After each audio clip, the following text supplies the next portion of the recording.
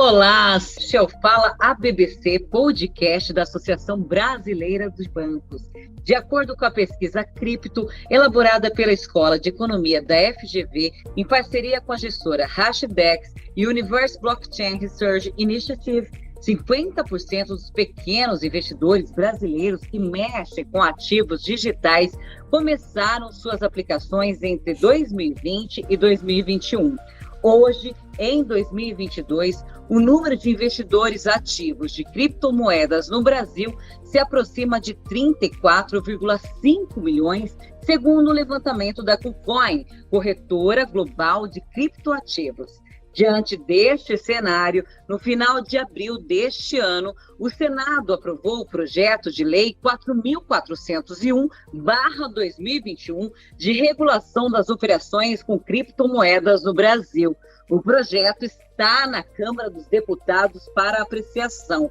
Para entender as repercussões técnicas, jurídicas e econômicas dessa nova legislação, converso hoje com Raul Francisco Moreira, ele que é membro da diretoria técnica da BBC e conselheiro do Banco Original. Seja bem-vindo. Muito obrigado. E também tenho aqui Carolina Rabelo, diretora jurídica, ESG e Relações Legislativas da BBC. Seja bem-vinda. Muito obrigada, é sempre um prazer estar aqui com vocês. Maravilha. Gente, olha, eu vou começar com o Raul e perguntando, na sua opinião, Raul, quais são os principais impactos decorrentes deste novo marco regulatório para o mercado financeiro como um todo?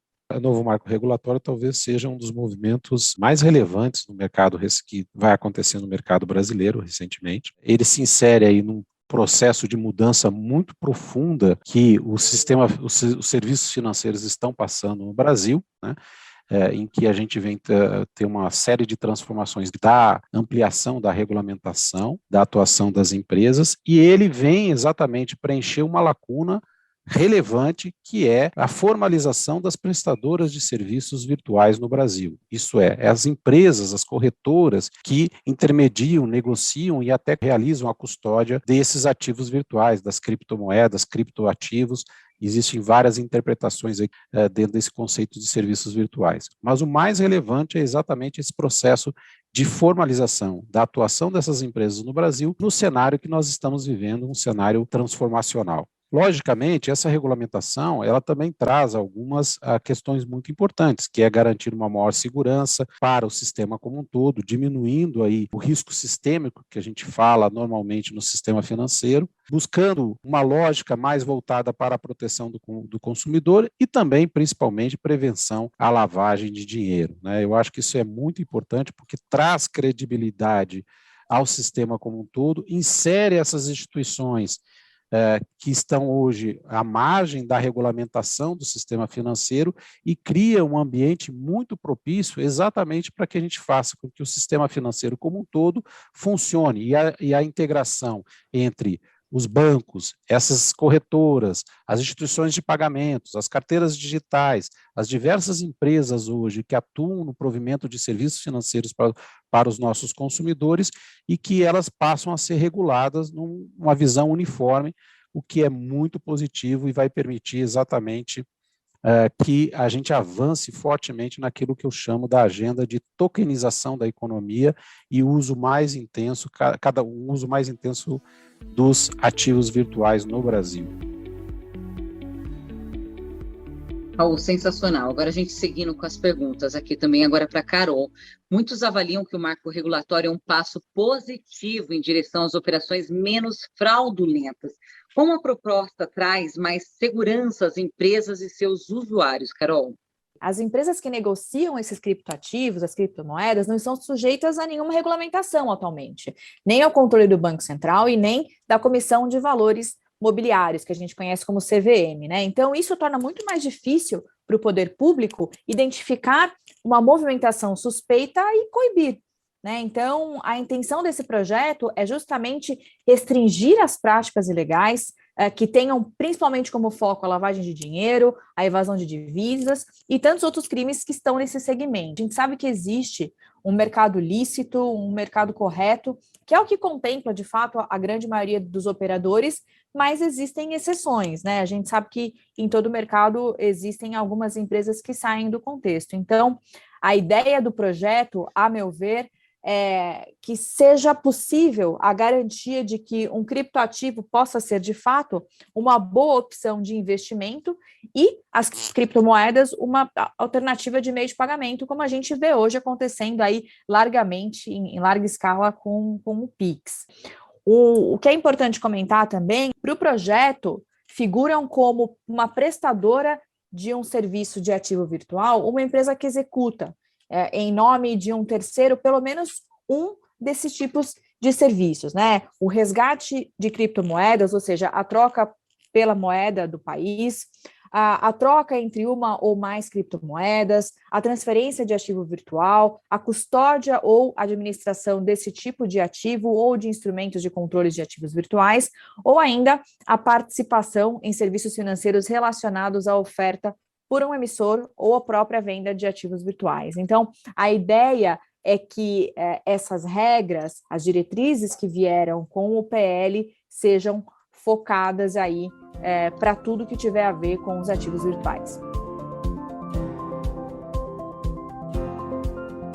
Maravilha, ainda seguindo, aqui nós temos uma questão que o texto da lei exige alterações no Código Penal para tipificar crimes com ativos digitais. Qual a importância de estabelecer uma categoria com essa especificidade? Essa eu respondo porque acho que tem bem a ver com o meu chapéu jurídico, né? Então, Isso. é bem relevante que a gente tenha esse tipo penal. E aí, o mais importante é que não vai só para uma norma, para uma lei, né? O texto traz alteração aí tanto no Código Penal quanto na Lei de Crimes Financeiros, que é a Lei 7492 de 86.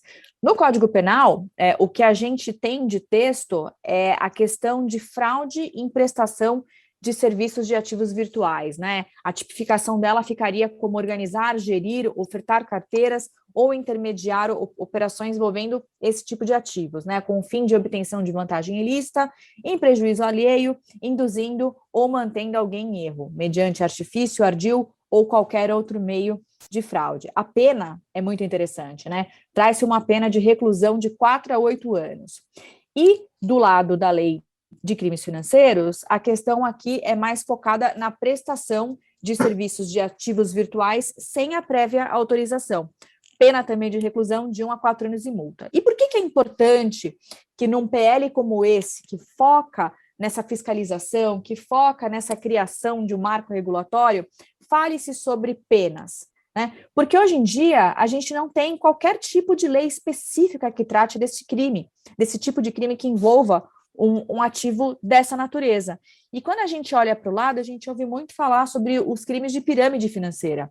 E não existem tipos penais que abranjam esse tipo. Então, na atualidade, esse tipo de prática ilegal é enquadrada numa lei chamada Lei de Crimes contra a Economia Popular, que a gente até então não tinha alguma coisa mais específica e agora vai passar a ter. E é interessante pensar também que, assim, o próprio COAF já tem alertado desde 2017 sobre os riscos de lavagem de dinheiro em negócio com criptomoeda. Então, não é de hoje que a gente vem discutindo sobre isso e vem tentando trazer aí esse foco mais direto, digamos assim, para esse tipo de atividade. Perfeito. Ainda seguindo nessa temática, Raul, o projeto também prevê a criação de um órgão regulador para monitorar empresas que trabalham com criptoativos. Como funcionariam seus instrumentos de prevenção à lavagem de dinheiro? Bom, o primeiro ponto é a questão da escolha do órgão regulador, né? Eu particularmente acho que o Banco Central poderia ser uma ótima opção nesse aspecto, mas é lógico que não cabe a lei especificar e sim o executivo fazer essa definição, mas me parece que a grande vantagem que nós vamos ter é exatamente a inserção desse papel de prestadores de serviços virtuais dentro do contexto da transformação regulatória, de todo o marco regulatório que nós estamos passando no sistema financeiro como um todo, no processo evolutivo de modernização e ampliação da competição do sistema financeiro. No momento em que a gente realmente tiver uma regulamentação que busque essa integração desses prestadores de serviços virtuais dentro do contexto do funcionamento do sistema financeiro e de pagamentos como um todo, aí sim eu acredito que nós vamos ter um processo aí muito produtivo, muito interessante, uma série de inovações vão surgir, o sistema vai ser interoperável e totalmente integrado entre os diversos tipos de participantes, criando uma dinâmica competitiva que é aquilo que o Banco Central vem querendo implementar já há algum tempo, né? Então, eu acredito que esse ponto do órgão regulador, logicamente, me parece que se inserindo dentro do contexto da regulamentação do Banco Central vai ser bastante positivo em vários aspectos. Quando a gente pensa em lavagem de dinheiro, né, dentro desse projeto de lei, sempre vem à minha mente uma questão. O próprio projeto trouxe que o funcionamento irregular de uma corretora vai sujeitar esse CNPJ e os seus donos a todas as penas previstas na lei dos crimes de colarinho branco, que é a 7492, né, que eu já tinha comentado. Então, assim, estão puxando mesmo essa visão de cuidado, de regramento mesmo sobre a lavagem de dinheiro na ótica desse tipo de ativo. Então, é importante a gente pensar que toda a inspiração dessa norma, desse novo marco, tem a ver com o que a gente tem acompanhado aí na União Europeia, nos Estados Unidos, no Japão, na Austrália, que são aí organismos, estados que já tratam essas operações com criptos, já com sistemas de licenciamento de corretoras, ou seja, você tem que registrar tudo nos órgãos financeiros nacionais. Então, é bem importante colocar a gente nesse mesmo patamar. Perfeito. E seguindo nessa questão também, que mensagem a nova legislação passa para investidores em potencial, sejam eles nacionais mesmo ou estrangeiros? Raul? Bom, existem talvez duas dimensões muito importantes aí, né? Uma mensagem muito relevante é para o consumidor final, que eu acho que vale a pena a gente sempre ressaltar que no momento em que você tem uma legislação robusta e uma regulamentação infralegal também bem estruturada e integrada ao processo de prestação de serviços financeiros no Brasil, o consumidor vai se sentir mais seguro. Mas lógico que também tem essa dimensão que você está falando, que é dos investidores, né? De trazer toda uma dinâmica competitiva para o mercado brasileiro, trazer novas tecnologias, inovação.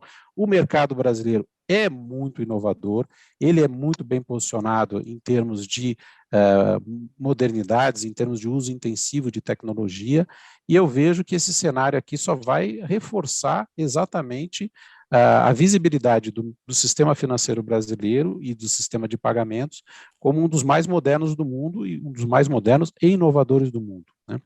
Vejo que nós estamos passando por uma série de transformações que são algumas mensagens relevantes que a gente está passando para outros mercados, passando para o mundo inteiro, né? De um sistema financeiro extremamente robusto, né? Um sistema financeiro extremamente aberto. Vejam todas as mudanças que nós estamos vivendo aí a partir da implementação do Open Finance no Brasil, da implementação dos pagamentos instantâneos, que é o caso do Pix, e uma série de outras inovações, a entrada das instituições de pagamento, das carteiras digitais, uma maior competição.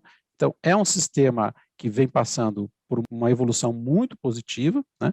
Eu, particularmente, tenho 35 anos de experiência no sistema financeiro e nunca vi a intensidade de mudanças positivas, todas elas acontecendo, todas essas forças acontecendo ao mesmo tempo. A vinda dessa regulamentação, dessa nova regulação, traz mais uma mensagem positiva sobre a seriedade, segurança e modernidade do sistema financeiro. E eu acho que nós somos uma vitrine para o mundo e, com certeza, isso vai colaborar exatamente para a gente dar mais um passo nesse processo evolutivo. E eu tenho uma última questão aqui que eu queria ampliar para os dois também. Mesmo com todos os avanços inclusos no novo marco, existem questões que ainda precisarão ser desenvolvidas no futuro. Raul e Carol, opinião de vocês sobre isso, por favor. O que eu vejo que a grande questão aí é que apenas o processo de regulamentação dos ativos virtuais, das criptomoedas, dos criptoativos, como queiram chamar no Brasil, ele está apenas começando. A lei, na verdade, ela traça as diretrizes macros a serem seguidas. Mas a grande discussão e a grande evolução, na minha opinião, vai vir do infralegal, vai vir exatamente da regulamentação a partir desse órgão a ser escolhido, né, e a partir dessa integração, dessa regulamentação infralegal com todo o processo como já funciona o sistema financeiro brasileiro, né. Um ponto importante é que nós precisamos começar cada vez mais, além de inserir essas empresas que já operam no processo aí, nos diversos processos relacionados a esses criptoativos, né, seja de intermediação, negociação, custódia, e todo o tipo de serviço que eles prestam, eles passam a se integrar dentro do sistema com toda a segurança que nós já falamos aqui, mas a gente começa, na verdade, a viabilizar também a entrada do sistema financeiro nesse mundo de criptoativos, né? E criptoativos não quer dizer que sejam só moedas, criptomoedas, né, as mais conhecidas. Nós temos uma série de outros ativos digitais que envolve na essência a tokenização da economia. Inclusive você tem dentro desse processo, o próprio Banco Central já sinalizou que ele pretende que ocorra uma integração entre esses criptoativos com a CBDC, que é o Real Digital, que é outro projeto paralelo que está sendo construído no Brasil, extremamente audacioso em termos de regulamentação, em termos de modernidade, em termos de ampliação da competição, né? E nesse aspecto aí, o que eu vejo é que toda essa regulamentação e uma boa regulação infralegal vai permitir, vai dar segurança para que as instituições financeiras, para que as instituições de pagamentos possam entrar efetivamente nesse mercado, possam exercer algumas dessas atividades, possam permitir exatamente a integração entre esses ativos virtuais, como que é o Banco Central, e possa permitir exatamente a gente caminhar para esse processo de tokenização da economia, que na essência é permitir que um determinado ativo ele seja fragmentado em uma série de tokens, né, ou moedas que possam ser negociadas e permitam uma maior liquidez no mercado, permita, na verdade, um maior acesso da população, e nós vamos ver, na verdade, esses ativos virtuais se traduzindo numa série de vantagens para os consumidores na compra de um imóvel, na negociação de um ativo, no investimento numa empresa, até na questão de realização de empréstimos, né? Então, eu vejo que é um cenário muito positivo, mas, especificamente, o grande desafio após essa aprovação desse marco regulatório é exatamente nós termos, de forma bem estruturada, uma regulamentação infralegal, muito bem baseada tecnicamente, e que permita, na minha opinião, não que saia uma regulamentação específica para esse setor, mas que integre esse setor de ativos virtuais para dentro do funcionamento do sistema financeiro e do sistema de pagamentos no Brasil.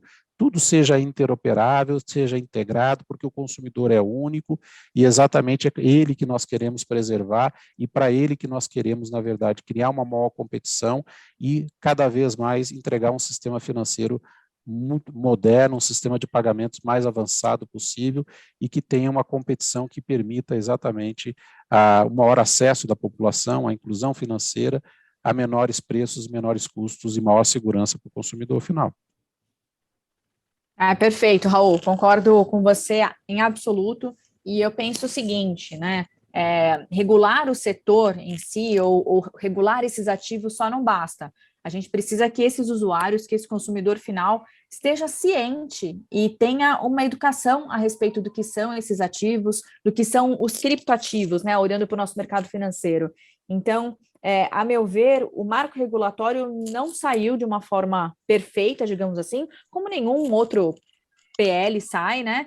E no futuro ele vai ter que passar por algumas melhorias, né? Então, dentre as coisas que a gente escuta no mercado afora, nós sentimos um pouco de falta de clareza sobre as atribuições de regulação e de fiscalização com foco em Banco Central e a CVM, né? Então, assim, A gente entende que ter um registro oficial e ser autorizado a funcionar como uma exchange não basta, né? A gente precisa que tenha a supervisão e a fiscalização tal qual a gente tem com os bancos, pensando em criptoativo mesmo, né? Então, a gente precisa desse atendimento às normas para não colocar em risco o patrimônio de clientes, por exemplo. O melhor regulador possível seria o Banco Central, né? A gente conhece bastante a forma como ele atua, então seria muito salutar que fosse esse o órgão designado pelo executivo, a fim de que a gente tenha aí avanços para esse setor, para que as empresas tenham aí as suas competências bem marcadas, bem certinhas, e possam aí evoluir e empreender, né? Mas, de uma forma bastante otimista, eu tenho comigo que, de imediato, a gente tem que comemorar esse projeto, esse marco, porque ele representa o reposicionamento do nosso país nesse segmento e permite que o Brasil se coloque numa posição, de fato, de peso mesmo, né, no mercado de criptoativos. Se eu puder complementar, exatamente essa regulamentação, na verdade, ela é o primeiro passo, né? Exato. É o primeiro passo de uma jornada importante que traz exatamente essa questão da tokenização da economia, dos ativos virtuais para dentro do contexto da regulamentação brasileira. Como você colocou, coloca o Brasil mais uma vez na vanguarda em termos de integração com o sistema financeiro e o sistema de pagamentos, né, um sistema moderno, ágil, competitivo, né. Então, a nossa grande aposta é exatamente que venha uma regulamentação no segundo ato, nos próximos passos, que possa fazer toda essa integração com aquilo que já existe no Brasil. Muito obrigada por todas as palavras de vocês. Eu quero agradecer imensamente o membro da diretoria técnica da ABBC, Raul Francisco Moreira, ele também é conselheiro do Banco Original. Muito obrigada pela presença aqui conosco. Muito obrigado. Foi um prazer aqui estar falando sobre um tema tão relevante e que realmente vai trazer aí novas mudanças no sistema financeiro, mudanças muito bem-vindas, e preenche uma lacuna que realmente hoje nós estamos vivendo no provimento desse tipo de serviço para os consumidores finais. E são passos, né, Raul, como citado aqui, né? Agradeço também a diretora jurídica e SD Relações Legislativas da ABBC, Carolina Rabelo. Muito obrigada pelo seu esclarecimento. Obrigada é sempre muito legal conversar sobre os temas que a gente se debruça, né, que a gente acompanha. Raul, muito obrigada aí pela troca de ideias, a gente já está junto aí na BBC há algum tempo, então é sempre especial estar contigo, é sempre motivo de mais aprendizado. Obrigada. Para todos nós, Carol, para todos nós. Acho que o bate-papo foi bem interessante aqui. Com certeza, eu agradeço imensamente. Esse foi o podcast da Fala BBC. Fique sempre conosco, quem está aqui na audiência. Até mais. Muito obrigada.